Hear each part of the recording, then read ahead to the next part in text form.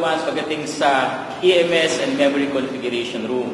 So kung makikita nyo po dito, gaya ng nabanggit ko kanina, isolated po ito, talagang restricted, walang internet connection. Yung server room po doon, practically 2 o 3 tao lang po ang ina-allow dyan. Ang proseso po ng ating paggawa ng balota, una po sa lahat kung natatandaan nyo, nagsasubmit tayo ng COC. Sinabit ng COC, either sa election officer namin, sa municipality and city, yung mga congressmen at governor, sangguniang panlalawigan sa probinsya, senators and party list sa law department. Ang una pong ginagawa ng mga tao nung pagka-receive ng COC ay ini-encode sa candidates profile system. This is a homegrown, locally developed, COMELEC-developed program kung saan ini-input po namin lahat ng details ng COC required by law. At mula po dun sa sistema na yan, ine-extract po yung lahat ng kandidato sa bawat posisyon na nakita nyo dun sa website.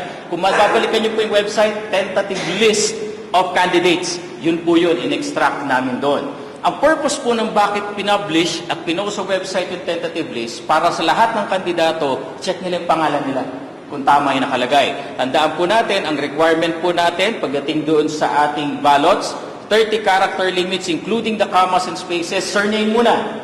And then, comma, pili ka either your first name or your nickname or your stage name. Hindi pwedeng 3, hindi pwedeng 2. Pili ka lang. It's either your first name, your stage name, or nickname. And then space, and then ilalagay yung acronym ng iyong political party or IND kapag independent. So yun yung pinapacheck natin, and that's limited to 30 characters. Okay. Pagkatapos po nun, anong susunod na ginagawa ng ating law department? So tinanggap na rin lahat. Lahat po ng kaso ng nuisance, cancellation of COC, disqualification, yung administrative cancellation po, yung mga hindi nag-file ng SOSE, ng twice na perpetually disqualified, lahat po ng desisyon ng Office of the Ombudsman na immediately executory na rin, yun po yung mga tinatanggal ni Law Department. Isa pa na mga tinatanggal po nila, may kaso sa amin, pending, nag-MR, okay, na-resolve ang MR, within 5 days hindi nakakuha ng temporary restraining order mula sa Supreme Court. Pagka ganun po ang nangyari, mag-i-issue ang Clerk of the Commission ng Certificate of Finality, entry of judgment, and writ of execution. Anong effect nun? Tatanggalin ka rin po sa balota. So, pagka talagang naging final and executory decision sa iyo ng COMELEC at hindi ka nakakuha, tanggal ka sa balota. And as committed by Chairman Garcia, within the day po, ang ngayon, ang Law Department po, ang full force ng Law Department ay nandun sa palasyo. Tinatapos po nila lahat ng ini-implement na na-embank po decision kahapon. Tatandaan niyo po, nabanggit ni Chair kahapon, may mga dinesisyonan sila at kasama po yun doon sa implement nila. Ang pag-print po natin ng balota, tama ba, Sir, na unahin po natin sa overseas? Overseas muna. Opo. Local absentee voting ang kasunod. Mula po yan sa malayo, papalayo, tas hanggang sa papalapit. Tandaan po natin, ang overseas voting, pati na rin po yung sa local absentee voting, national positions lang po yan, senators and parties. So, patatanong niyo, bakit sa overseas? Bakit meron pa rin balota? Meron po kasing 17 posts kung natatandaan nyo na hindi pinayagan ng Pilipinas na mag-conduct ng internet voting. At doon po sa kanila gagamit po tayo ng ACM at balota. Okay. Pagkatapos po niyan, mula sa malayo papalapit, so BARM na balota. Kasama po doon na exception doon sa BARM, laging kasama yung Batanes. Bakit po inuuna sila? Kasi sila yung malayo, sila yung unang ide-deploy.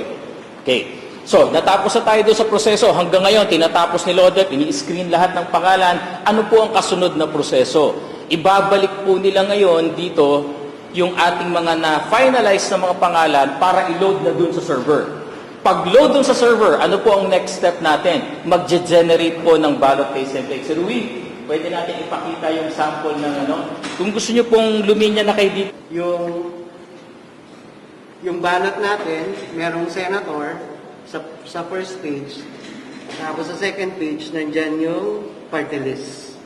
So, isang balota lang siya, 2 page, pero since ballot page siya, ang kaibahan niya lang sa serialized ballot, wala siyang QR code. By the way, kung napansin niyo po yung sinabi ni Sir Rui, wala po kami tinatawag na front page at back page dahil pareho lang po yun. Walang pagkakaiba except doon sa nakalagay na kandidato.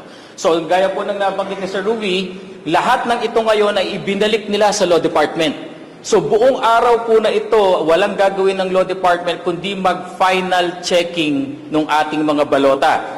So may mga tanong po kayo, paano sir yung mga nadesisyonan kahapon na hindi pa ma-implement dahil hindi pa naman nagiging final days pa eh. Na-serve nga sa kanila pero they still have 5 days. Hindi pa naman po kasi sila mapiprint sa ngayon. So may time pa po ang Law Department kung sakaling mag-issue na po ang clerk ng Certificate of Finality, tatlo po lagi yan Certificate of Finality, Entry of Judgment, and Writ of Execution. Laging tatlo yun. Pag nakapag-issue na po nun, that's the time na matatanggal ng Law Department yon. So ito pong nakikita namin period since ang uunahin naman po natin ay ang overseas at ang local absentee voting, may sufficient time ang Law Department na mag-implement. Paano ang gagawin kung makakuha ng TRO? I-stay po siya sa balota. Paano rin yung gagawin po natin kung may kaso na pending yung MR, hindi pa na-desisyonan ng COMELEC and bank, stay pa rin sa balota.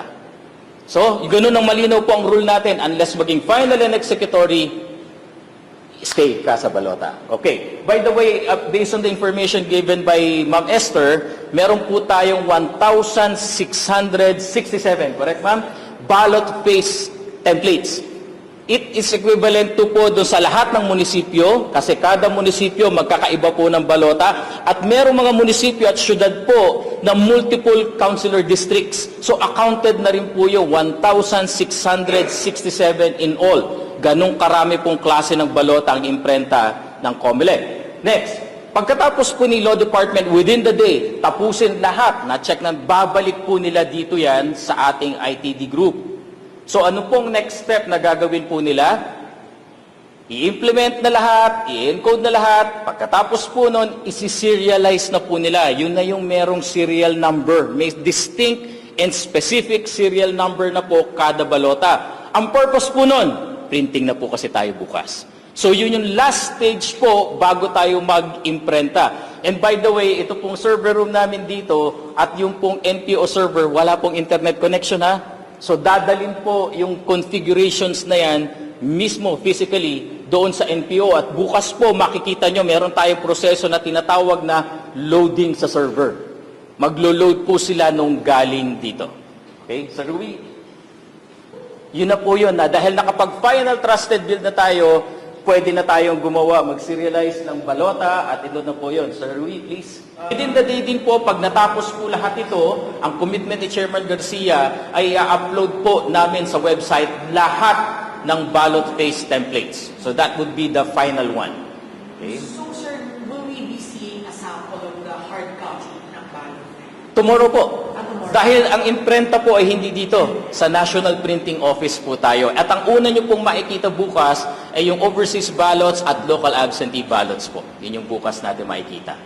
Yan. So lahat po nung nabanggit ko kanina, 1,667 per region, per city, per municipality, per district. Ito po yun. Lahat po yung gagawa. Yung machines naman po na nakikita ninyo sa may bandang likod po ninyo, dyan din po ilo-load naman yung program ng ACM. Duplicators po yan. Kung makikita nyo, puro USB slots.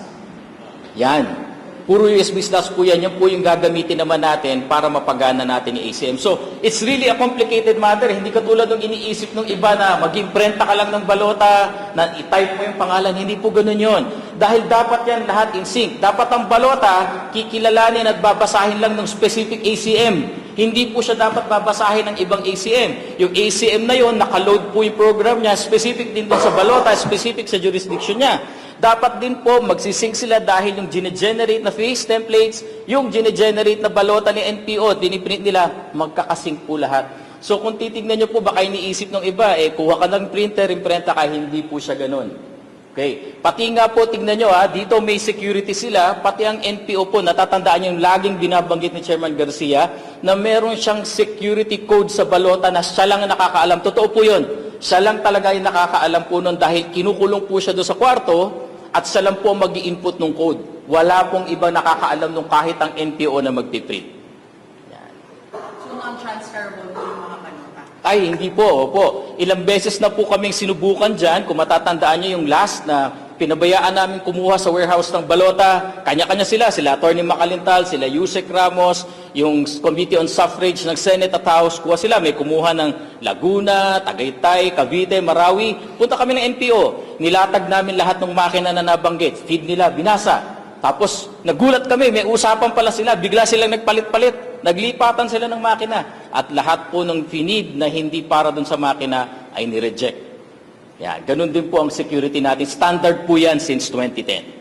So sir, safe to say na yung sample na ballot face po na nakikita natin ngayon, dahil hindi pa nagpa-finalize yung law department, hindi pa yan final. Mamaya pa, pag pinablish siya sa Actually, itong pinakita po sa inyo ni Sir Rui, ito po yung party list, tsaka yung senators, final na po yan. Dahil dineklara na po ng Commission and Bank na 66 po talaga ang candidates natin sa senators at 155 pagdating sa party list. In so far as that is concerned, final na po yan. yung local na lang. Yung local po, yun ang pina-finalize ngayon ng Law Department.